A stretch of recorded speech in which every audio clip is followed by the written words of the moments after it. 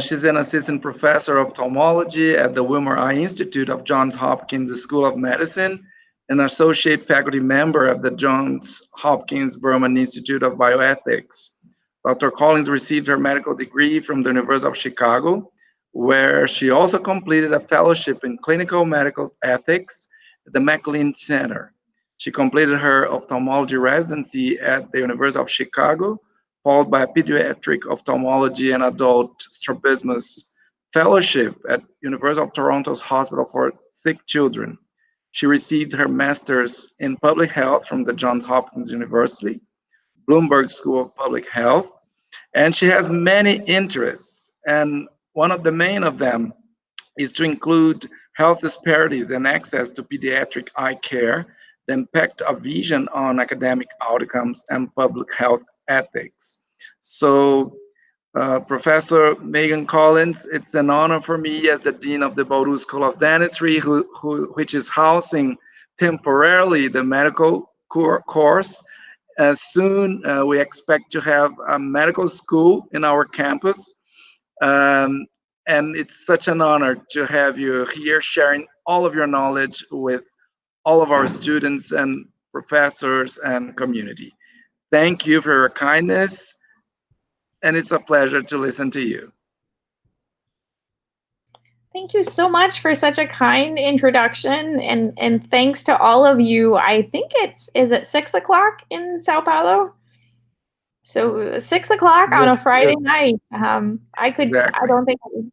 I'm not sure I could get my medical students and residents to listen to me at 6 o'clock on a Friday night. So this is really an honor for me to be here. I would have loved to be there in person, but the world we live in these days, it's actually really exciting to be able to connect virtually with people all over the world. So thank you so much for the invitation, and special thanks to Luis, who started the whole the connection with my work with what you're doing in Brazil. What I'm going to do is I'm going to present some details about our program in Baltimore. I am happy to answer questions. I told Louise I'm happy to stay after the hour is over if there happen to be additional questions. So please, if you have questions I can answer, let me know. I apologize, I do not speak any Portuguese, so I'm going to be presenting in English. I wish that I was bilingual, but one of the many things on my to-do list. I'm going to try and share my screen, and please let me know if you can see it. Can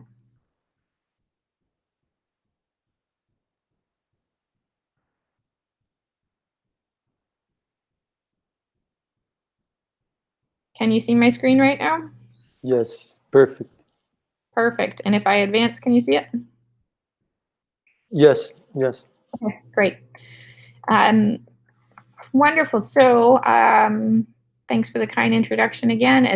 As was mentioned, I am a faculty at the Johns Hopkins School of Medicine, as well as the Berman Institute of Bioethics. I also co-direct our Consortium for School-Based Health Solutions, which is an initiative that helps sort of take the lessons that we've learned from school-based vision care into other areas of school-based healthcare. So let's start with talking about Vision for Baltimore. Before I do, I just want to give disclosures of grant funding that I have, as well as consulting relationships. And this is the most important thing, and a lot of people leave thank yous to the end, but I like to have thank yous at the beginning, because the work that I'm presenting is the culmination of thousands of hours of effort of hundreds of individuals, both within Hopkins and across our city partners. So always think it's important to start out by acknowledging that this is not work done by one. This really does take a village of individuals committed to improving access to vision care. Just starting in terms of background, in the United States, inadequate access to vision care is really a public health crisis. So you have low-income communities across the country where children are not accessing needed vision care. And by our numbers, roughly 20 to 25% of school-age children need eyeglasses. And without glasses, we know that they may be struggling to see clearly, but there's also growing evidence that it can have an impact on academic performance as well. And the reality is that more than half of the children who need care are not accessing it in the community. And we'll talk a little bit about some of the reasons behind that as we go along. So here in the United States, this is the traditional paradigm of how children connect with vision care. They, sorry, I don't have a pointer on my computer, or I do, but I'm not sure if you can see it.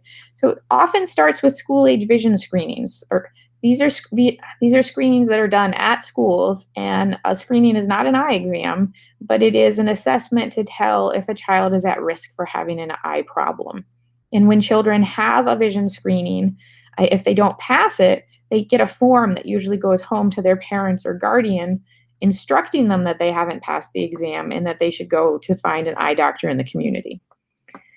After seeing an eye doctor and having the eye exam, if children are found to need glasses, then they need to go to the optical shop to get the glasses. And of course, the final step is that they need to wear the glasses regularly. What we notice, however, is that in high poverty communities across the United States, there are challenges every single step of this process. Kids are not getting screened in the first place.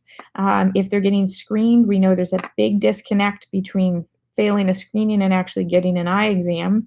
Even if they have an eye exam, children often don't get glasses. And when they do get glasses, they often break or lose them without getting replacements. Then, resulting in the reality of, if you think 20 to 25% of kids need glasses, what happens is roughly our data suggests that only about 5 to 6% of kids who need glasses are wearing them in elementary schools in high poverty communities. So knowing that, it's good to, for our work, we really wanted to understand what happens across the United States, thinking about vision screenings. Where are vision screenings required? And a vision screening requirement is a law that is set about by each state. So this map represents the 50 states in the United States. And the color coding shows you that the vast majority of states that are in green require vision screening for school-age children. Now, there's a lot of variation in terms of what that means. So it may mean the grade of first entry, which for us is usually pre-kindergarten or kindergarten, or it may mean more frequently, like some of the states highlighted in blue, that actually have vision screening requirements for children either every year or every other year. But we did an analysis of all of the US states looking at vision screening requirements and just saw marked variation in terms of who was screened, how often they were screened, and what type of equipment was used to screen children and what tests were included. So were they testing distance vision? Were they testing near vision? Were they using any type of instrument-based screening? There's no sort of national standards. Then what happens is, as I mentioned, after vision screenings, children need to connect to care in the community. There's a lot of work that has been done demonstrating structural barriers may be impacting children getting care. And those are things like transportation to get to an eye doctor, ability to pay, caretaker time off of work. All of those things directly impact care utilization. So school-based vision programs have really developed as a method to overcome some of these structural disadvantages and advance, the need of providing vision care for children. As I mentioned before, this has become especially important as we're beginning to understand that poor vision can impact academic outcomes. One of the things that we won't spend a lot of time talking about today, but when we started the Vision for Baltimore program in Baltimore, we also did a longitudinal research study to look at the impact of providing glasses on academic performance. This was a 3-year study done in collaboration between the Johns Hopkins University Wilmer Eye Institute, where I am, and my colleagues over at the School of Education, and looking at the impact of providing glasses in the school setting on students' standardized test scores at the end of each year.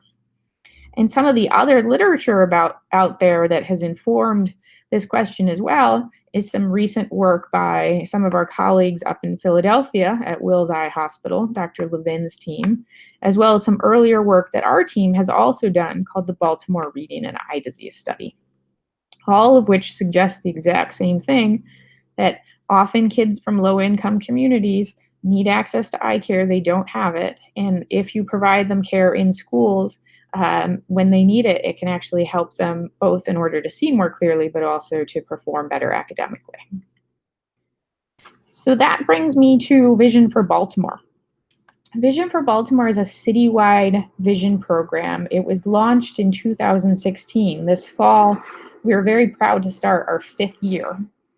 And this is a program that involves a number of partners across the city, including the Baltimore City Health Department, the Baltimore City Public School System, Johns Hopkins University, Vision to Learn. They are our optometric partners, so they provide the mobile vision clinic that does the eye exams, and then Warby Parker, which provides the glasses for the program. And the point of the program was to try to serve all of the Baltimore City public schools that educate children in grades pre-K through 8. So we did all of the primary and middle schools. We have not gone into high schools. This includes a population of roughly 62,000 students. Let me talk a little bit about the model for the program.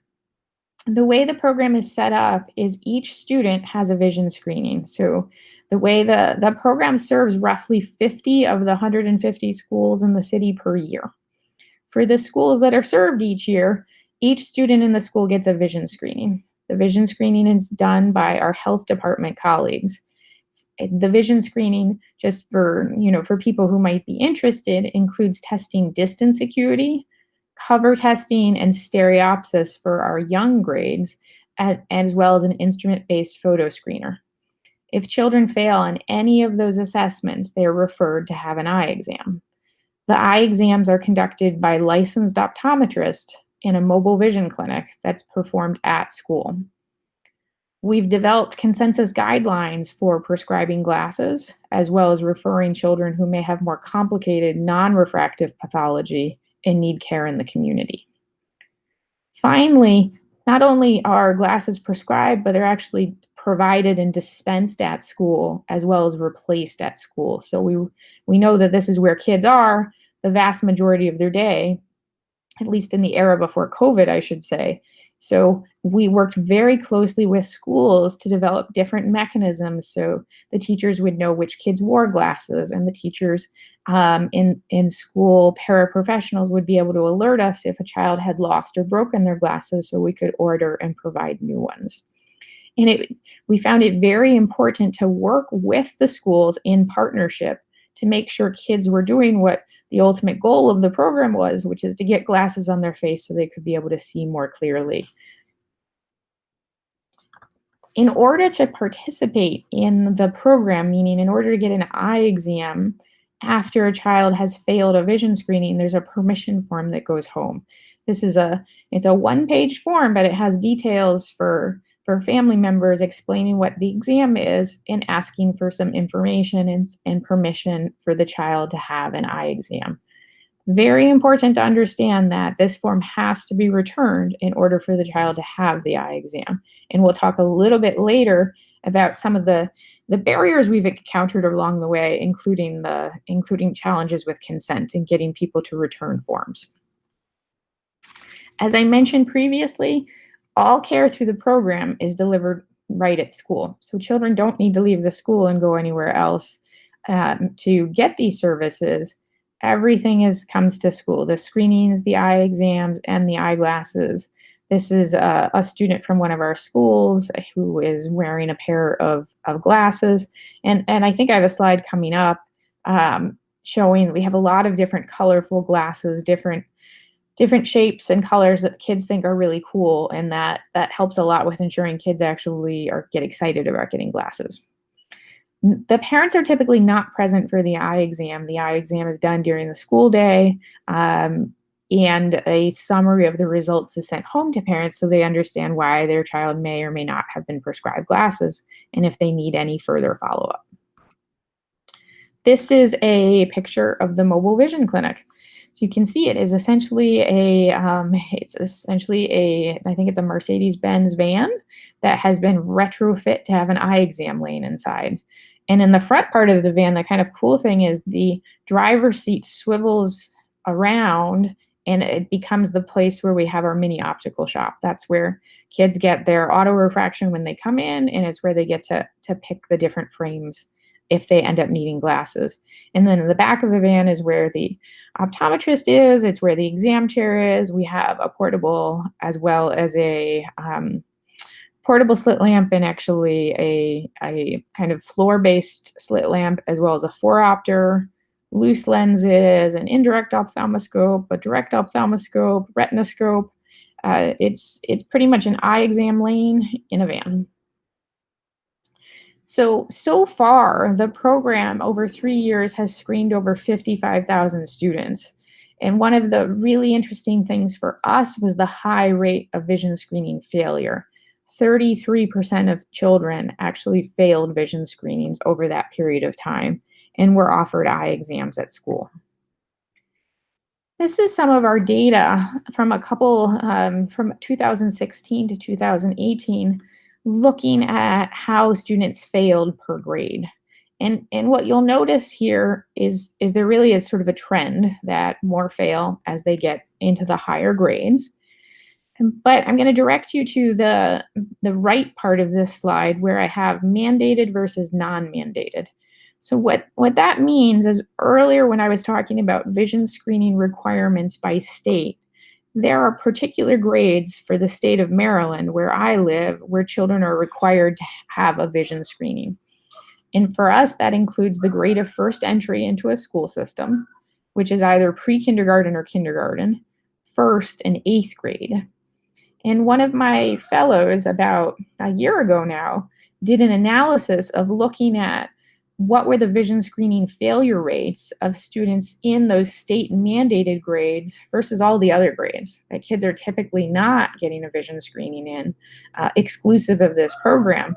And it turns out that the failure rates were actually statistically significantly higher in the non-mandated grades than the mandated grades. Why is this important? It shows us that, so if you take a child, for example, in kindergarten who fails a vision screening, traditionally you would think that that child would have had a form go home, they would have had an eye exam, and they would have gotten glasses if they needed them. So the hope is that by the next year when they're tested in school, that 33% would have dropped because the child would have been connected with care and not struggling. But the fact that it doesn't drop, at least not substantially so, shows the challenges we have in effectively connecting with community care. This is a nice slide that shows some of the different eyeglasses. I don't know if anybody is an American football fan, but the Baltimore Ravens are our local football team. We have a lot of kids who like purple glasses because that is the color of the Baltimore Ravens jersey, but we get the red and the blue, very popular too. So over the first 4 years of the program, we've been able to do exams and provide glasses for over 10,000 children. And on World Sight Day, coming up in a couple of weeks, we're going to launch a vision awareness month and celebration of the 10,000 pair of glasses that was dispensed through the program. Just kind of stepping back for a minute, sort of why is this program important and what is it able to do? And in terms of the left side of this slide, it talks about the benefit of school-based vision care, particularly for children who are not accessing care in the community. It eliminates those structural barriers. It eliminates time needed to be out of school to have eye exams. And we have seen an improvement in academic outcomes. The next part of the slide, and where I'm going to dedicate the next part of the talk, is talking about the challenges with school-based vision care. And they're not insurmountable challenges, but I think particularly as your group thinks about how they're starting to develop your program, I think I'm happy to share from some of the lessons that we have learned in the event that they may be helpful to you. One is this, what I call the quadratic clinician, patient, parent, teacher dynamic. So I'm an ethicist, and so I do a lot of talking and thinking about the doctor-patient relationship. So what is that relationship between a provider and a patient? And in pediatrics, we think about the triadic doctor-patient-parent relationship, because it's not only between a doctor and the patient, but also the parent is part of the equation. What happens in schools is when you do care within the school setting, often the teacher and other paraprofessional staff from the school become part of that equation too. And that's just an important consideration, and actually one that we found. We have so many teachers who are so invested in helping their students succeed and have really appreciated the program because of the fact that without the program, they had kids that they knew were struggling to see, but they were not able to help connect them with care. The second thing, which I'll talk a little bit more about in coming slides, is consent and the consent process for school-based vision programs. As I mentioned, our program does everything through what we call active consent, or so people have to return the consent form. There are other programs, and we've talked a lot about possibly other options to do consent other than doing that active consent, something called opt-out consent, where you would send a form home to parents and say, your child is going to have an eye exam unless you send a form back and say you don't want your child to have an eye exam. The next thing that's really important to think about is parent understanding and engagement. For any of you who have children or have engaged with school care communities, you know there's a lot of information that goes home from schools to parents. But how do you build that? How do you build that understanding and making sure that they get the flyer about the program and they get the permission form, and importantly that they trust that the screening that they got through a school is reliable. They trust that the eye exam that they got through school is reliable and the results are true, and that wearing the glasses will actually help the child be able to see more clearly. Another important thing is school accountability for health. This is very different for us, at least in the US, than it used to be, that we're doing a lot of school-based healthcare services, but it puts schools in a challenging dynamic, particularly now for us in the US. In the era of COVID, we've had a lot of schools close. So whereas the child used to come and get their eye exam in school, with schools being closed for in-person instruction and only open for virtual learning, becomes a challenge of where does that child get their eyeglasses from if that's where they were used to getting their glasses. And that underscores the last point here, which is the establishing a community-based medical home. Schools are a wonderful place to provide school-based vision care, but they're not sort of the end point. There has to be a way to connect children as needed into the community so that they can have sustained follow-up care. So let's go a little bit into some of the work around challenges to school-based care, which I really think about in 3 different categories: participation, compliance, and community follow-up. And I would say a lot of my research is focused in these areas, so I'm gonna share some of the work we've done over the past few years. So I told you a lot of wonderful things about the program, but here's another interesting fact about the program. We've been very successful in expanding access, yet over half of the children who failed vision screening during our first 3 years of the program, we weren't able to get the permission forms back from parents, and therefore not able to provide an eye exam. And that is with extensive outreach, both from the Vision for Baltimore staff as well as schools, to be able to kind of build that connection. So where do we fit in comparison to other school-based health programs that have active consent? It turns out that we sort of fit in the center there. There are, for most school-based health programs in the United States, participation ranges anywhere from 30 to 60%. That means 40 to 70% of students who could benefit from a program like this aren't, because of the fact that we don't have a form. And this shows what our permission rate and variation was over the first 3 years of the program. We actually, when we started the program, very interesting, in the first few months, we were probably in the low 20% participation, and it grew over time, sort of peaked in our second year.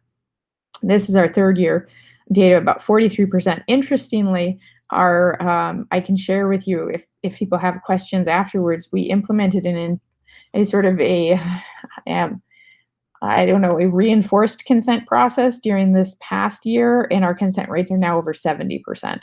So, so there are ways to get to high consent numbers, but you have to be creative and work with school systems. We did some work looking at why the people don't participate in school-based vision programs. If it's simply a matter of access to care, if care is provided at school, wouldn't everybody participate? And in order to help answer this question, we conducted focus groups with parents and teachers in Baltimore and Chicago. The reason for Baltimore and Chicago is they're both cities that have large citywide school-based vision programs. They're both cities that we also have ongoing research partnerships with, so they were great places to collaborate. And here, this is very high level, but here are the big reasons that people didn't participate. Number one, they may just not have been aware of the program. Number two was misunderstanding of cost and eligibility. Number three, negative attitudes about vision and eye care, things like my child doesn't need glasses, glasses will make their vision worse. Number four was they already had an eye care provider in the community. And number five was mistrust, in that they didn't trust the results of the program, or they didn't understand who might be doing the eye exam or who might have done the screening. Probably useful to mention here, this program is provided to students at no out-of-pocket costs. So what that means is that the program is supported through, if a child has public health insurance, which for us is state Medicaid plans, they have a Medicaid benefit that covers their eye exam for free. If the child does not have insurance, the exam was done, through our philanthropic support. So nobody ever had to pay for an eye exam, and the glasses were actually all donated by Warby Parker. So there was no cost to participation in the program at all. But if people are afraid to participate because they don't understand cost and eligibility, it sort of underscores how important communication campaigns are and things that are important to emphasize. And these are just examples of some of the quotes from parents. I think the one about negative attitudes about vision and eye care is representative of what we heard a number of times is, my kid doesn't need glasses. And that's important because when you think about it, 75% of children who are about 13 years of age or less, they're actually asymptomatic. So they're not going to say, I can't see. So that may be something that parents did not realize, so that if a child isn't complaining of an eye problem, it doesn't mean they don't have an eye problem. It just means that they don't know that they have an eye problem. So moving on to compliance. So first, we need people to participate in the program. Second is we need people to wear their glasses. Looking here, for glasses to work, they have to be worn regularly. And we've done a lot of work looking around challenges to wearing glasses as they were prescribed and replacing them when they're lost or broken. We did, as I mentioned, we had an earlier pilot project before Vision for Baltimore called the Baltimore Reading and Eye Disease Study. And one of the things we investigated in this pilot program was what made kids more likely to wear their glasses. And we looked at things like their acuity before and after getting glasses, the strength of their prescription, whether they liked their glasses, whether they felt they made them see more clearly, whether they were being teased for wearing their glasses. And it turns out that actually the two predictors that were most associated statistically with children wearing glasses was actually reminders, number one, by parents, and number two, by teachers. And I say this because it emphasizes, even if parents are not there for an eye exam, And we, have already established there's a disconnect often in getting information home to parents so they understand why an eye exam is needed. We also need parents to understand if a child gets glasses, about wearing the glasses, and the importance of that encouragement and reminders and accountability about wearing glasses, because kids do listen to their parents and they do listen to their teachers. We've used this information in Vision for Baltimore to build in more engagement with teachers, because we realize kids respect their teachers so much. So if a teacher says, "Where are your glasses? Why don't you put them on?" a child is more likely to do so. Finally, community follow-up. So as I mentioned, with the Vision for Baltimore program, we're able to provide glasses for children who need them. But if we have a child who we suspect of having glaucoma or cataracts or some other type of eye problem, even strabismus, we can't manage that in a school setting. So children have to connect to care in the community. And the mechanism that we've built into the program is providing information about local eye care providers that children can go to, and helping to facilitate that referral. And the importance of thinking about this is, as I mentioned before, schools are a great place to help children and intervene in some medical problems that may be able to be addressed in a school setting, but they're not a permanent home. And the goal is really to identify the refractive needs and then establish care in the community for long-term needs. So the Vision for Baltimore program, fortunately, only about 3% of our students had a complex eye condition necessitating referral. And despite having, I think, a fairly robust process of trying to connect children with care, we've still struggled. One of my postdoc fellows last year wanted to explore this issue further. And what we did was we actually looked at all of the school-based vision programs across the US that had published on their experience in terms of referring children into the community and success with referring children into the community. And first of all, there's only a small proportion of programs out there that actually report their findings. The second is that there was a marked variation, but certainly a limitation in connecting children with follow-up care. What we found is that, similar to Vision for Baltimore, most programs had a referral rate of 1 to 5%. But referral adherence, meaning did the child go to get the eye exam that was instructed after they finished a school-based program, it was about 20 to 25. I should say the programs that tracked that were about 20 to 50%. So it wasn't that many. And the other thing that was important is schools did not routinely have guidelines for, say, you see a child who has, moderate myopia. So that child will need an eye exam in a year. Doesn't need to be done through the school setting. What types of guidelines did schools have, or did these programs have, for referring the children to the community for further care and getting a dilated eye exam, as well as updated glasses at least annually? And the back to sort of the point I had made earlier about the doctor-patient relationship is, when you think about all of these different challenges, participation, compliance, and follow-up, all of them require parental engagement. You need parental engagement to have participation in return of the consent form. Parental engagement is critical, we now know, to children wearing their glasses, and it's also critical to getting follow-up in the community.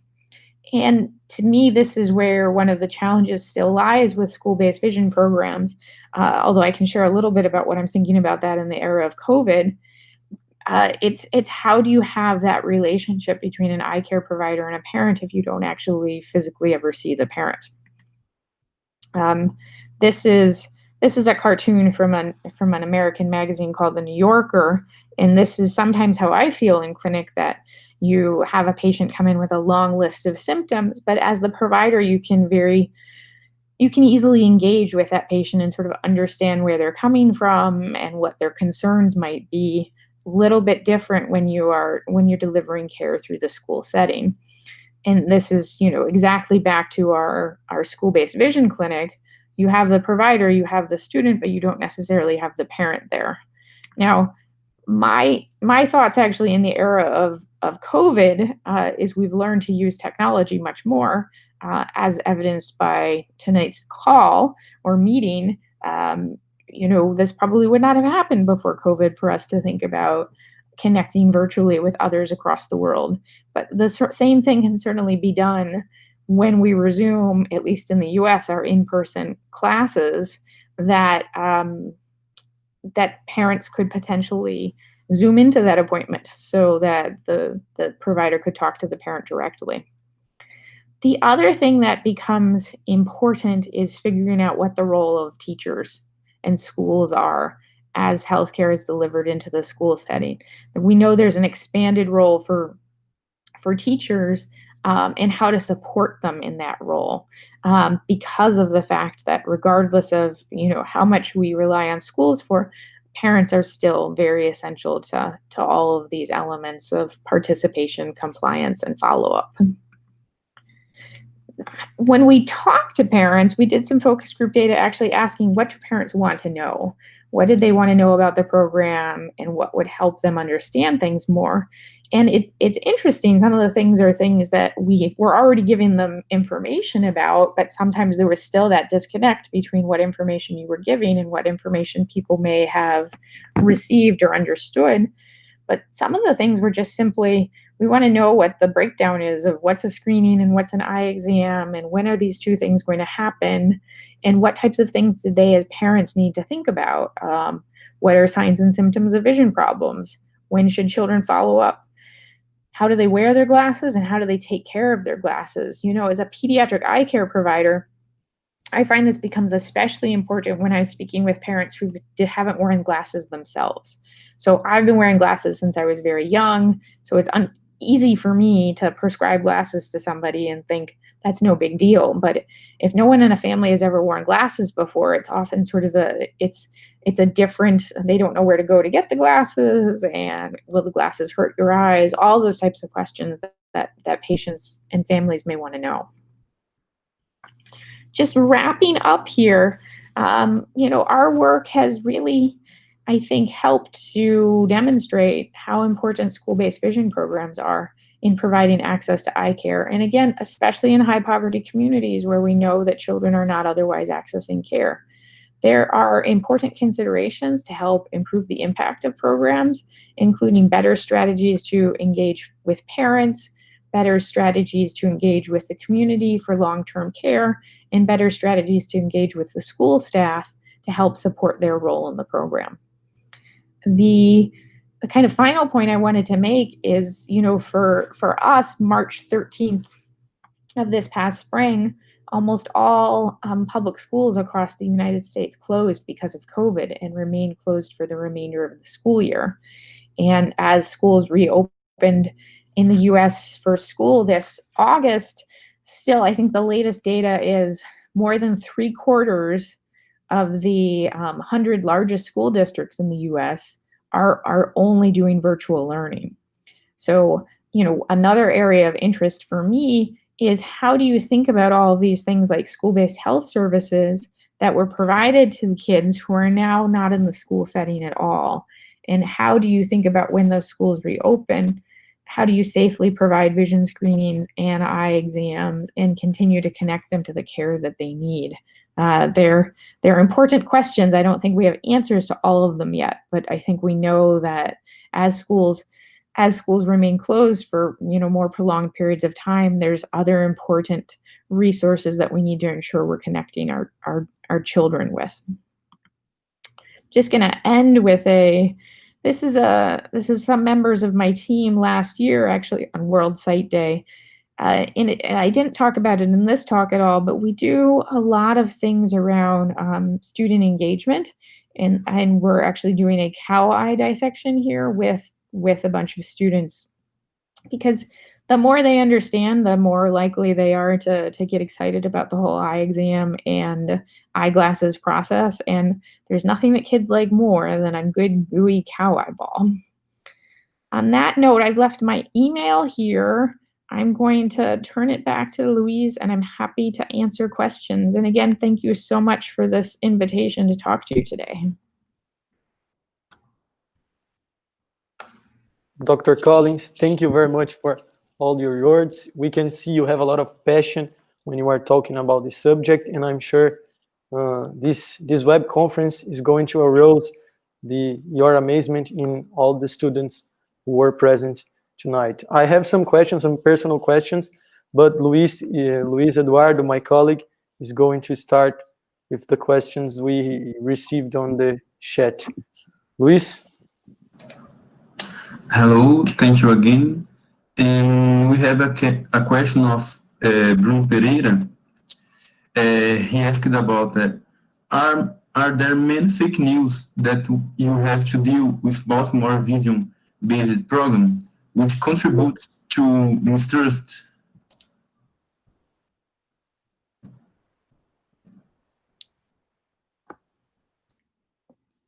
Sorry, I don't think I heard the whole question.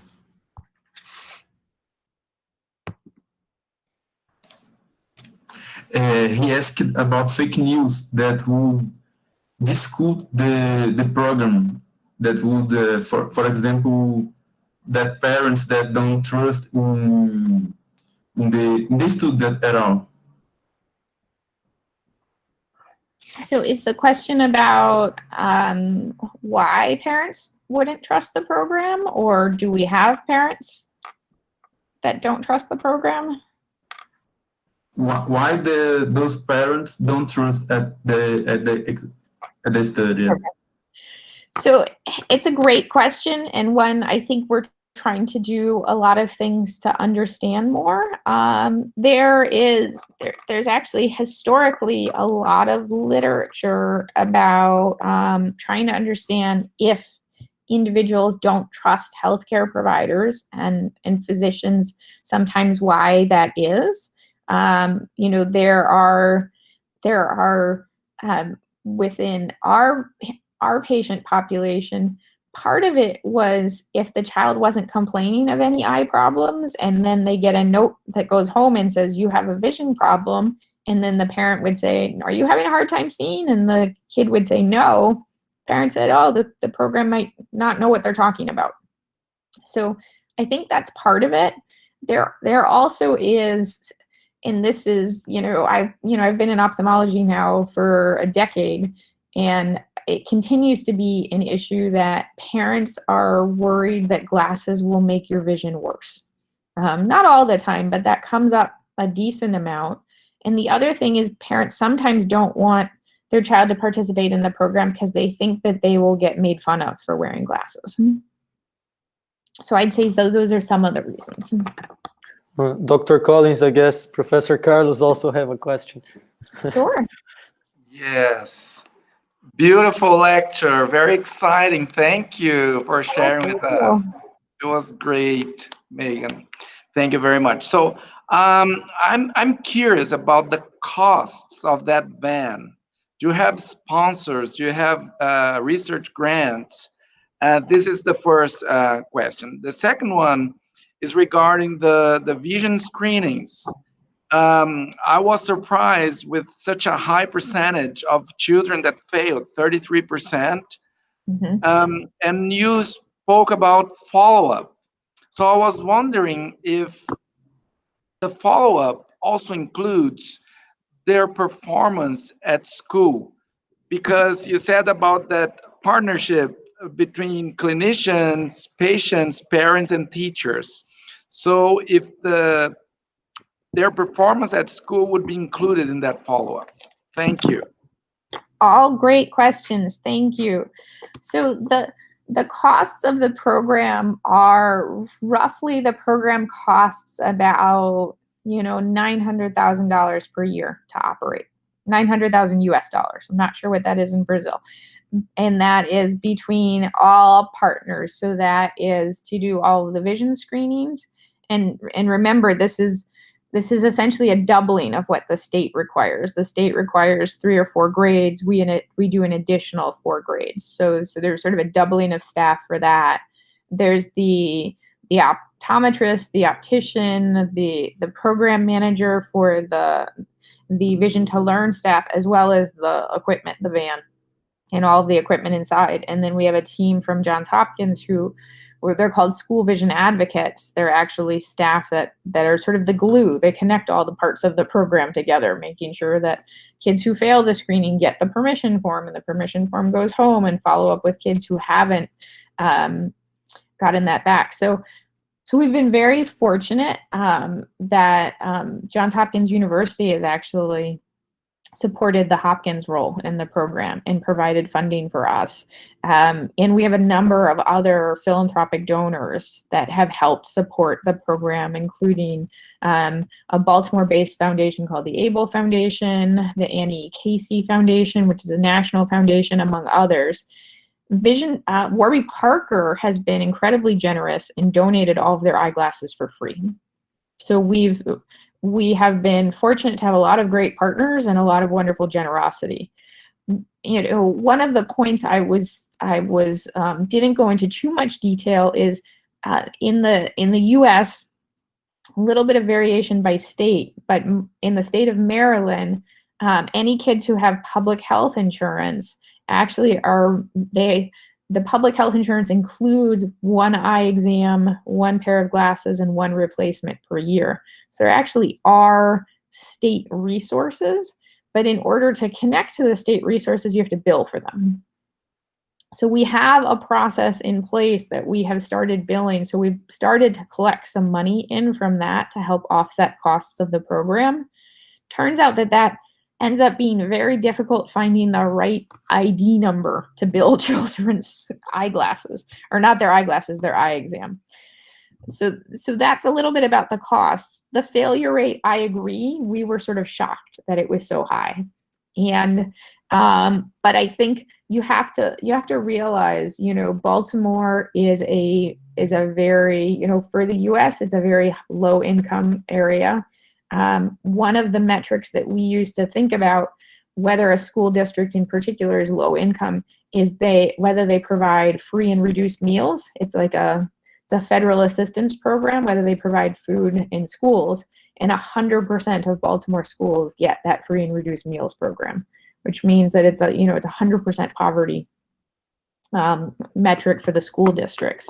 So the part about the performance academically is an important one, and so we have a study that that we hope will be coming out soon, that we've finished and we're submitting for publication, that actually demonstrates the positive impact of getting glasses at school on academic performance, which is huge.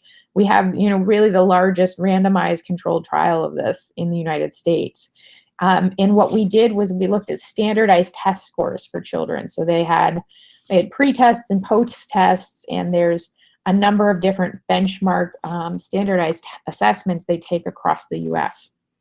But the other part of that is just the day-to-day. So we found that if teachers knew children needed to wear glasses, they were much more likely to wear glasses than if a child just came to school wearing glasses. So even doing that extra connection of, at the end of the day, we would give a report to the school of, these are the children that were seen today. These are the children who were found to need glasses. Teachers, you know, get how important it is. They would tell us, you know, how can we tell when a child can't wear glasses? They'd say, well, they won't sit in their seat, you know, or they'll hold the material really close. And so it helps them too to have this information. And they were sometimes like, yeah, I knew that kid needed glasses. So it's building that, and I think this is what public health is to some extent, is building that connection between the healthcare system, the education system, and how do you connect the two? And, you know, to my mind, it isn't done enough, because there's just this interrelatedness between health and education for children, in particular our most vulnerable children, that we need to think more about. Absolutely beautiful. Congratulations. Thank you. Well, we've learned a lot. It has not been easy, and we've made lots of mistakes along the way of things that you learn from your mistakes, like all of medicine. I believe you screened 55,000 children. It's a huge number, very impressive. And we have an article that just got accepted to JPOST, the Journal of the American Association of Pediatric Ophthalmology, that should be coming out soon, that has all of our screening data for the first 3 years. It was great to put together and see all of it. And even better when they accepted it for publication. Congratulations. Thank you. Dr. Collins, previously you said that now your parent concernment is around more than 70%. What were your strategies for reaching that number? Yeah, so this I'm really proud of what we have done in this area, because it is hard to get forms back from parents. It's hard to get forms back from parents for anything. So what we did was we did a multiple step process. At the beginning of the year, we sent out a universal consent form. So to all of the schools that we were in, we sent a form and said, we're going to screen your child this year. If your child fails screening, they can have an eye exam. Do you want that? And so we actually got probably about 20% of the forms back that way, which was just first pass. We did raffles with it. We had the schools sort of help out with that. And we actually brought this, underscores the importance of engagement again. Our teams went to every single back to school night of every school that we were in across the city. So we could help build that trust and help build that parent engagement, so they would understand what is a screening, what is an eye exam. People don't necessarily know what those things are, unless they're, eye care providers who live and breathe that world. Then what we did is we did further targeted outreach after children failed a vision screening. So failed a vision screening, we still didn't have their form, we called parents. The benefit at this point in time was they were familiar with the program since the beginning of the year, and they were able to kind of make that connection. And so that probably got us to, that actually alone got us to 70%, now that I think about it. But what we did on top of that, was we instituted this past February telephone consent. So before it was we would call them and say, could you please return the form? But we actually modified the form and got the approval from the school districts to be able to call them, read the information to them, and say, I'm going to get your permission over the phone. And then they didn't need to return the form. When we did that, our consent rates went up to 86%. So what we now are doing for this coming school year is the same thing. We're going to do the universal consent to all students at the beginning of the year, the targeted follow-up with, a follow-up form that goes home after you fail the vision screening. If we don't get that form back, then we'll follow up with phone calls. And, the question is, why don't you do phone calls from the beginning? But, you do the math of 55,000 students with 1/3 failing, that's a lot of kids to call. So as much as you can get the forms in and not have to do those extra phone calls, but the phone calls help a lot. And Dr. Collins, do you save the recording of all those calls? So what we do is we don't save the recording of the calls, but we actually have, it's pretty much the same way that you would do any type of telephone consent process. So you have the parent verbally give consent, you have the person there sign it, and then we send it back to the parent so they have a copy for their records. Because, again, to me as a pediatric eye doctor, I'm always back to, what do parents know? What do they understand? If they don't know and they don't understand, it's going to compromise the impact of you being able to get kids into the program, using the glasses, and doing well academically. So it has downstream impacts. Perfect. I guess Luis has one question. Professor Collins, I have a question about bullying. For example, when those children start to use the glasses, and her colleagues could bully her, and my question is how to avoid those children to suffer the bullying at school. Great question, and so important, because again, if our goal is we want kids to wear glasses, we need to be aware of all of the reasons they might not wear glasses, and certainly somebody else teasing them or bullying them is one. So some of the data I did not present today is we actually did a study looking at how often kids were bullied for wearing glasses, and we looked at the younger grades. So we looked at second and third graders. So the good news was 80% weren't bullied at all. The bad news is 20% still were. My guess is if somebody did that study 20 years ago, and maybe somebody did, the numbers would probably have been a lot higher. For us, and again, I feel, limited. I can't speak from expertise outside the US, but in the US, glasses have become very popular, and kids like to wear glasses for the most part. Even if you look at the ones that we give the kids, they're fun colors, they're bright, they're durable, and they're kind of an accessory. So kids like to wear them. More so, I would say, our younger kids. Sometimes your middle school kids are not as excited. But we did a lot of things. We partner with Vision to Learn, our optometric provider, and they do a lot of things with sports figures. So we had several members of the Baltimore Ravens football team come to different events over time, and we have posters with, a Baltimore Ravens player saying, "Get your eye exam, wear your glasses." And so if there is, sort of a trusted or a celebrity figure that people are excited about, for us it was Ray Lewis, and if he was wearing glasses, then other people wanted to wear their glasses too. Excuse me. Dr. Collins, I have a question from Carol Torigoi. She asked that besides reducing access to screenings, would the virtual environment we are experiencing be another worry for vision problems? And I would complement to this question. If yes, what strategies could we develop for making a better environment for children learning? So, well, it's funny. I just gave an interview for WebMD today on this exact topic.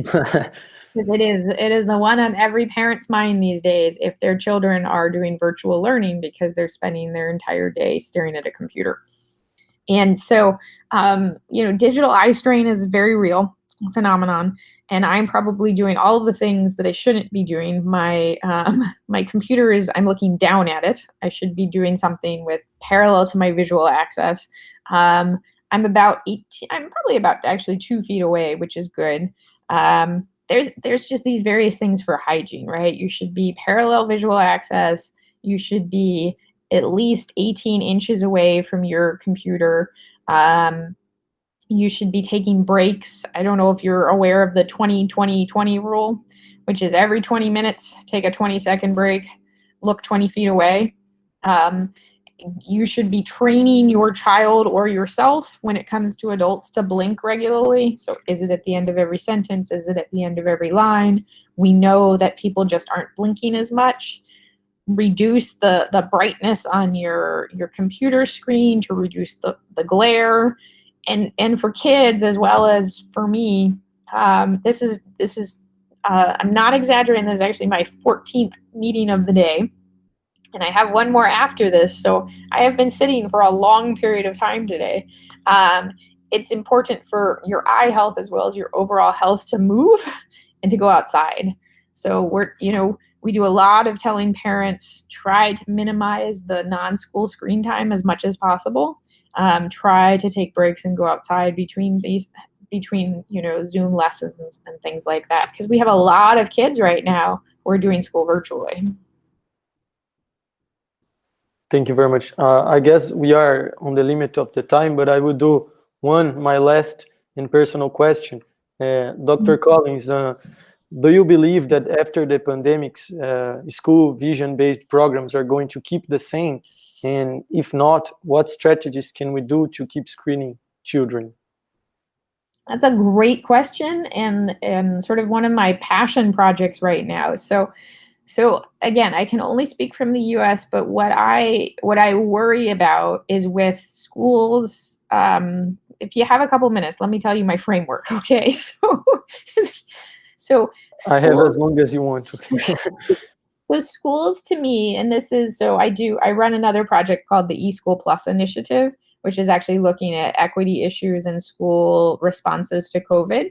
And, you know, our team has come up with this conceptual framework, which is that schools are essential for 5 functions. 1 is learning, 2 is food security, 3 is supervision, 4 is safety and security. So you think about, we have kids who are living in homeless shelters. We have kids who are in unsafe households. Teachers are, you know, often in the US, the individuals who may identify a child who's experiencing child abuse or any type of violence in the home.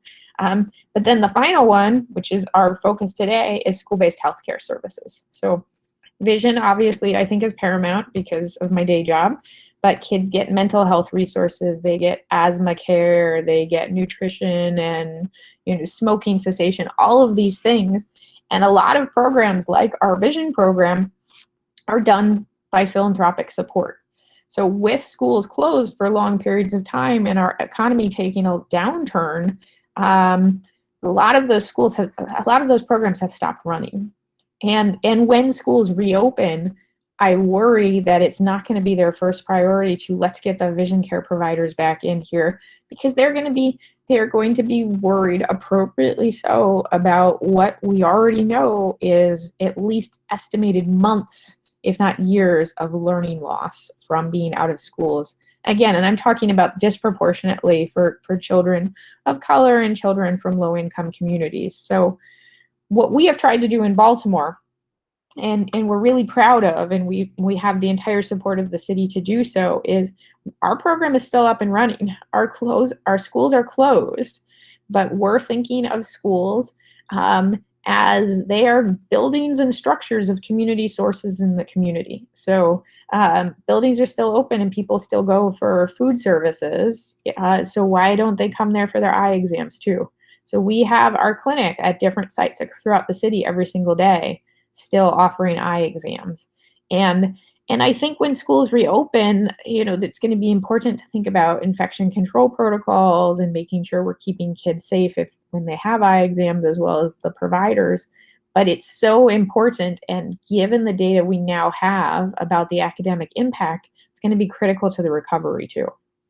So I'm gonna keep pushing to champion the continuation of school-based vision care. I know it's going to be an uphill battle, and I know there's going to be limitation of resources, but I'm so happy that we completed our study. Literally, our study ended right before the pandemic started, so we were able to finish that 3-year study and have all of the data to help inform what I hope will sort of ultimately be policy changes in the U.S. Sorry, long rambling answer, but I've thought a lot about this.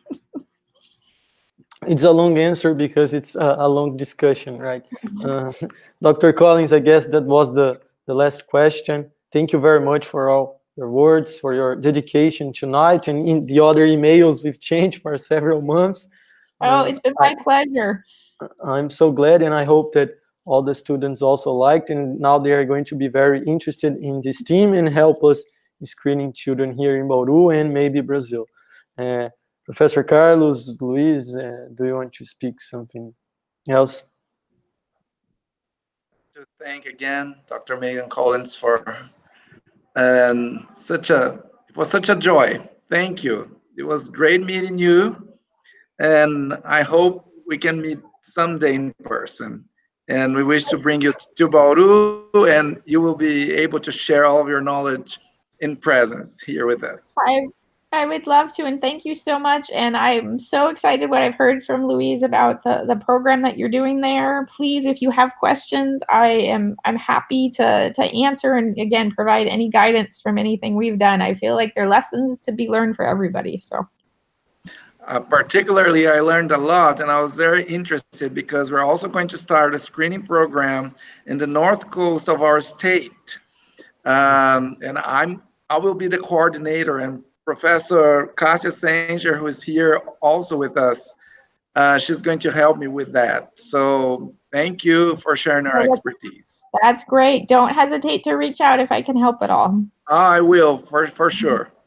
Thank you. Thank you very much. I hope tonight was the first one of many. And thank you for all staying so late in the day. My goodness. Take care, everyone. Stay safe. Dr. Megan, thank you. Thank you so much. Thank Beautiful, you. beautiful lecture. Oh, you guys made my day, really. I mean, I love talking about this, and having a captive audience who wants to hear about it is really a delight. So thank you.